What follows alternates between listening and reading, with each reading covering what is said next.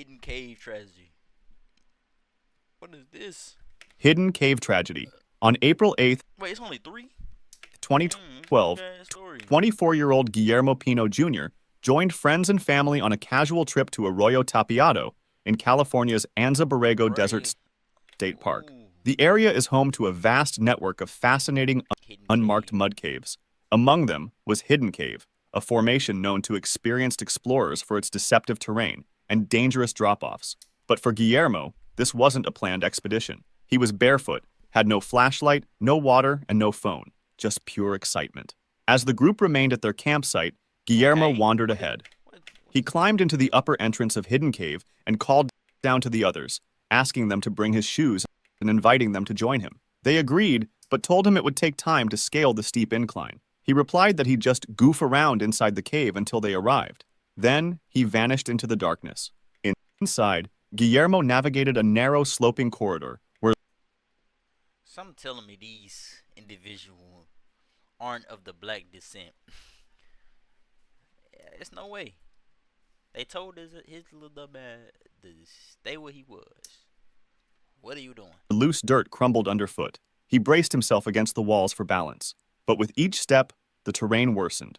The ground turned slippery, the path barely visible. By the time his friends reached the upper entrance with his shoes, Guillermo was nowhere in sight. They called out, but no reply came. Deep within the cave, Guillermo had entered a constricting vertical passage. Crawling blindly through the tight space, he mistook a fragile crust of dirt for solid ground. Suddenly, the ground collapsed. No. The floor gave way beneath him, and he fell nearly 30 feet or Damn. 30 feet. Yo. 9 meters into a narrow fissure. The impact was catastrophic. Dirt cascaded down on top of him, wedging his body into the crack. He was pinned, his torso buried, limbs twisted, unable to move. Every breath was a struggle. Every attempt to shift worsened the situation. He was injured, disoriented, and completely alone in total darkness. Back above ground, the group frantically searched, shouting his name into the empty desert. As night fell, they alerted authorities. By Oh. morning, a full-scale search was underway. Local law enforcement, specialized cave rescue teams, volunteers, even Border Patrol trackers joined the effort. They combed through the cave 30 feet. system.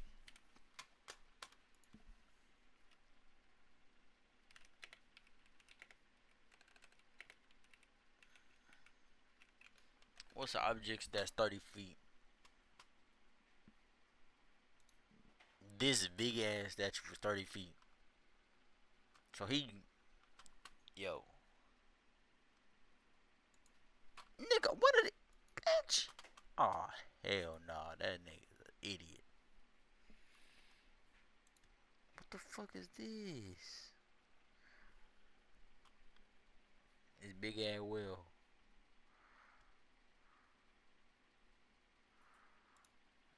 This damn pool is about 30 feet.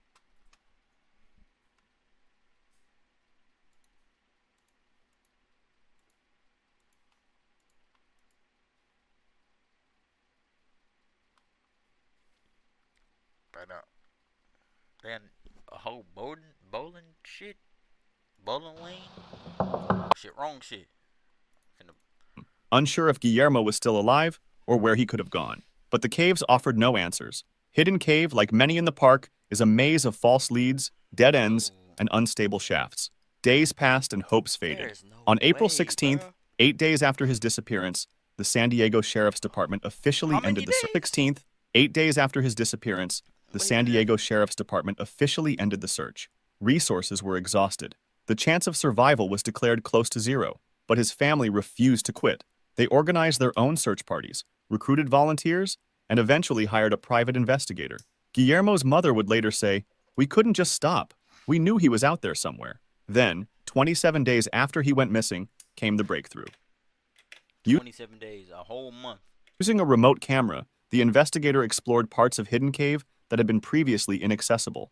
As the camera was lowered into a narrow crack, its light revealed the heartbreaking truth. Guillermo was there, partially buried in dirt, wedged tightly in the shaft where he had fallen. There were no signs of life. He had been gone for weeks. Recovery took 3 grueling days. A specialized mine rescue team from Los That's fucked up, Angeles boy. joined local cavers to carefully dig through the fragile terrain. When Guillermo's body was finally retrieved, the autopsy confirmed what everyone feared. He had died of asphyxiation from chest compression, likely within hours of becoming trapped. Rio Chontalcuetlan tragedy. On March 9th, 2003, Dang, y'all. Hey, don't be going fucking doing all this bullshit again. This shit ain't good for y'all hearts. the midday sun blazed over Guerrero, Mexico. A group of tourists arrived at the entrance. Maybe I'm just like a vanilla type of person, type of human being, but like I don't think I want to participate in cave explorations. I feel like, what does a cave have for me? I don't think cave have anything for me to go looking for like that. There could be a bar of gold down there that's worth the most money to ever be known to man. I don't care. I don't want no parts. I don't think that's I don't think that's I don't think it's, you know, logical. To Gruta del Rio Chontalcuetlan, a cave system popular among Dang. thrill-seeking That visitors. look like They some were Minecraft type cave, man. I like that cave. That cave look cute. led by local Might have to guides, go visit. men who had grown familiar with the cave over time, not through formal training, but experience. The Wrong tourists cave. came for excitement. What they found was something much darker. The entrance to the cave wasn't gentle or forgiving. It was a steep canyon, a sharp crack in the earth that dropped like a throat into complete darkness. To enter, one had to descend loose, crumbling rock, where every step and every handhold had to be tested. A single mistake could lead to disaster. Among the group was Maria Santos, Damn, why a they young kill woman who had come to Mexico on vacation, chasing adventure. As the tourists began their descent into the canyon, they spaced out casually along the slope, unaware that this was already a critical mistake. In unstable terrain, climbers must maintain vertical spacing. One person above another means that a single dislodged rock can become a deadly missile. Maria was halfway down, focused on her footing. Above her, another tourist shifted their weight. Whether it was a loose foothold or a fragile hand grip giving way, a limestone boulder, small and ordinary, broke free. Gravity did the rest. The rock accelerated down the slope. Just a few pounds in Jump. weight, but at that speed, it became a lethal weapon. In the dim light, Maria never saw it coming. The stone struck her head with devastating force, like a My sledgehammer foot went to sleep. What the blow from above. Her hands lost their grip, her feet slipped, and then she was falling. Her body tumbled violently down the brother. canyon wall, bouncing off jagged rock, each impact worsening the injuries. They could do nothing but watch as her body tumbled out of sight. A long, heavy silence followed, interrupted only by the quiet shifting of rocks below. The guides froze. They had seen accidents before, but this was different. A tourist had just been killed under their watch. The group panicked. Some wanted to rush down and help, but the guide stopped them. The slope was still unstable. Sending more people down could trigger another fall. They waited. Hours passed. When rescuers finally reached Maria, they confirmed what most already feared. The trauma from the initial impact was catastrophic. Even without the fall, she likely would not have survived. Damn, like, bruh, like, it's, oh man. The rescue team now faced the grim task of recovering her body from the same deadly slope. It took hours.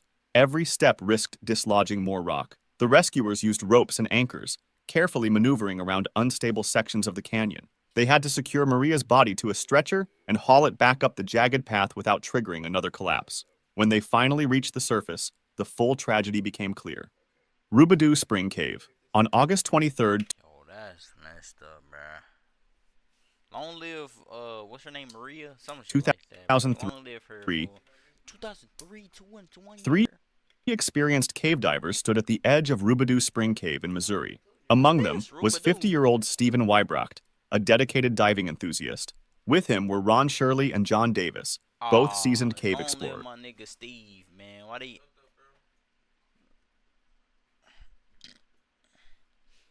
Why they solo They him had been out? planning this dive for weeks, excited to reach the enormous underground chamber known as the Big Room, hidden 1,400 feet or 427 meters from the entrance and 165 feet or 50 meters beneath the surface. Rubidoux Spring Cave is not a place for amateurs. Its twisting tunnels and deep passages require extensive planning, training, know how to and swim. specialized gear. All I'm three cool. divers I'm carried the cool. required I'm certification. cool off this one. I don't even know how to swim. You feel me? Hey, if you don't know how to swim, don't go to Rubadoo. On folks. Don't go to And their Rubadoo equipment Springs. reflected the seriousness of the dive. They wore It's not dry your suits body. to shield themselves from the cold 50 degrees 50 Fahrenheit or 10 degrees degrees. Celsius water and insulating layers underneath to maintain Oh, body man. heat. Each man carried twin tanks filled with trim. Speaking of like cold water, I went to the gym. You know what I'm saying? With my dogs, you feel me? You know what I'm saying? We had a nice, cool, refreshing workout. And then we topped it off with this like this okay, so we had the jacuzzi, you know what I'm saying? You know, jacuzzi is nice, hot, and you know what I'm saying? It's a jacuzzi, you feel me? Jacuzzi is very hot, it's very nice feeling. But then we hopped in this cold ass water, bruh, like negative. I don't know how many degrees it is, but it's so cold, it hurts. It's so cold, bruh. It feel like you sticking thorns in your foot. I don't know how cold does that. That stuff hurts, bro. I don't know. It just feels terrible. I never want to do it again, but I feel like it's good for your body. You feel me? It's good for your body, so I had to thug it out. So we did a session, bro. 2 minutes, and then we did like 30 seconds. I think we did 2 minutes, and then we did like a minute or 30 seconds. And the third, like, round that we did inside that thing, pause. But the third, like, session of being in that cold ass water, you had to walk, like, you had to put your full. Okay, look, no. Hold on, let me explain. Let me explain the first session. First session, 2 minutes, lower body. Second session, 30 seconds, full body. Got, you know what I'm saying? You got your neck and under in there. And then the third one, full body, but you do like a little lap back and forth.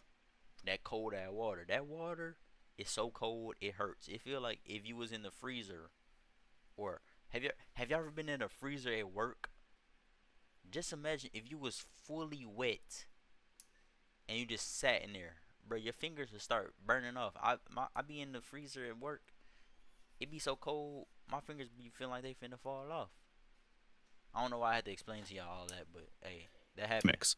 A carefully cap. balanced mix of oxygen, nitrogen, and Oxygen, helium. nitrogen. Additional stage bottles were strapped to their gear, one filled with Trimix, the other with nitrox for decompression. You stream it? My bad. My bad. Go ahead. Go ahead.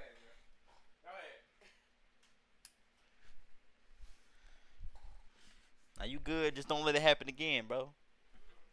The divers also brought underwater scooters, handheld Underwater propulsion scooter. devices that would help Dang, they got devices and all type of gadgets.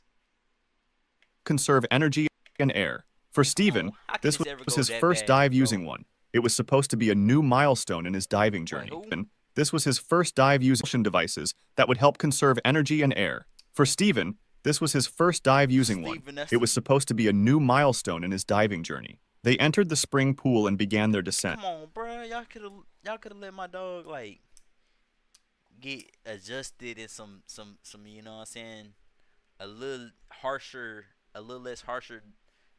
You feel me? Like something a little less harsh. That's probably The why. water at the surface Man, was long live crystal Steve, clear, bruh. but they knew visibility could vanish deeper in, where a Long live careless Steve. kick could stir up clouds of silt. Their first stop was the drop-off, a point 350 feet or 107 meters into the cave, where the floor suddenly falls from 50 feet or 15 meters to over 130 feet or 40 meters. There, they would leave their nitrox tanks to use later on their way out. Switching to their Trimix travel tanks, they powered on their scooters and continued into the deeper zone known as Wichita Avenue. The Wichita passage stretched Avenue. for over 1,100 feet or 335 meters Dang. and stayed close to 150 feet or 46 meters in depth. Their lights cut through the black. Let's think about that. Let's do the math, bro.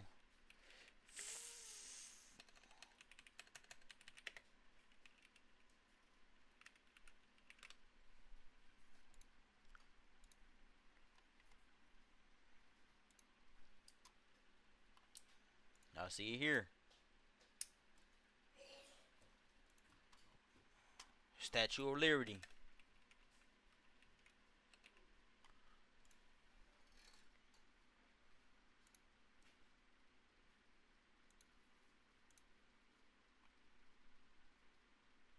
That's probably like, they said 300.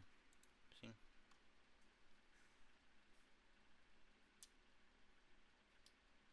How tall is she, bro? They doing all this, you know what I'm saying, jibber jabber. Like, wait, come on, gang.